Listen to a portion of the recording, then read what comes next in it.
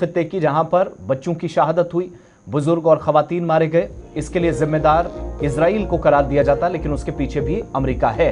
लेकिन अक़वाम मुत्तहिदा की कमीशन की एक होशरुबा रिपोर्ट सामने आई है, एक रुलाने वाली रिपोर्ट, जिसमें फलस्तीनी बच्चों को जानबूझकर दानिस्ता तौर पर निशाना बनाने का एतराफ इस रिपोर्ट में किया जा रहा है। इजरायली बच्चों पर या जानबूझकर आईडीएफ की तरफ से कार्रवाई की जा रही है।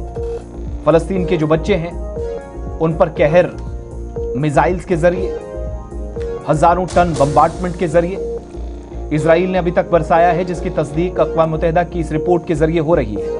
और याद रखिएगा, रिपोर्ट्स कब आ रही हैं? जब 68,000 से ज्यादा, अदाद-ओ-शुमार के मुताबिक 68,000 से ज्यादा बच्चों की अभी तक मौत हो चुकी है। इसकी कंफर्मेशन मुतअद्दिद रिपोर्ट्स बता रही हैं। और फिर भूखमरी का एक सिलसिला, फिर पलायन का एक सिलसिला, वो बात अलग। लेकिन रिपोर्ट में क्या कहा जा रहा है? जो ब्रिस कमीशन है कि ये नतीजा अक्स किया गया अक्टूबर 23 में, 7 अक्टूबर 2023 को जो हमला होता, उसके बाद जो जवाबी कार्रवाइयां की गई, उसमें मैक्सिमम उन एरियाज को चुन चुनकर टारगेट किया गया जहां पर बच्चों के स्कूल थे, इदारे थे, बच्चों के कैंप्स थे, रिफ्यूजी कैंप्स थे, या पेरेंट्स के साथ ज्यादा बच्चे नजर आते थे। तो उन एरियाज को ग्राउंड फोर्सेज ने भी टारगेट किया जब ग्राउंड इन्वेजन शुरू हुआ, और साथ साथ इजराइल डिफेंस फोर्सेज ने एयर स्ट्राइक्स भी की। अक्टूबर 2025 में जंगबंदी नाफिज हुई, लेकिन इसके बावजूद फलस्तीनी बच्चों की शहादतें हुई, जख्मी होने के वाकयात रिपोर्ट किए गए। इसकी कंफर्मेशन खुद इजरायली कर रहे हैं। साथ साथ कमीशन के मुताबिक बच्चों को दानिस्ता तौर पर जानबूझकर निशाना बनाया गया।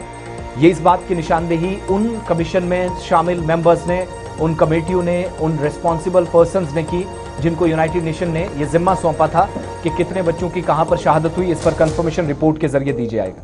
फिर रिपोर्ट यह भी कह रही कि जंगबंदी आज भी जारी है, लेकिन गजा पर फिजाई हमले इसके बावजूद रुक रुक कर जनूबी हिस्से के अंदर, खान यूनस के अंदर जारी रखे गए। इसके अलावा इंसानी और तिब्बी इमदाद की फराहमी महदूद रखी गई। जानबूझकर उन टीमों को निशाना बनाया गया जो इमदाद इन इलाकों के अंदर या मुतासरीन तक पहुंचाने का काम कर रहे थे। तो बच्चों की जिंदगी, सेहत और जिस्मानी नशोनुमा बुरी तरीके से मुतासिर करने के पीछे इजराइल की कार्रवाइयां, आईडीएफ की काम है।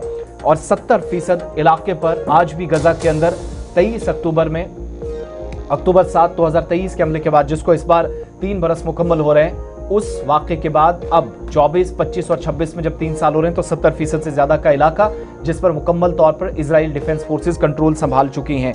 तो बड़ी बात यह कि बच्चों के इलाके या उन एरियाज को जानबूझकर टारगेट किया गया जहां पर बच्चे सबसे ज्यादा सरगर्म थे कामकाज। और एक बड़ा खुलासा यह हुआ है कि खेल के मैदान पर बच्चे फुटबॉल खेलते हुए दिखाई दिए थे, जहां पर हमला इजराइल डिफेंस फोर्सेस ने किया। फिर एक एयर स्ट्राइक उस हॉस्टल के ऊपर हुई जहां बच्चे और बच्चियां रहते थे, जो रेजिडेंशियल कॉम्प्लेक्स, स्कूल, कॉलेज और यूनिवर्सिटियों के साथ आमतौर पर होते हैं। इस तरह निशाना इस इलाके को बनाया गया और स्कूलों के साथ कैंपसेस या खेल के मैदान तक को नहीं बख्शा गया।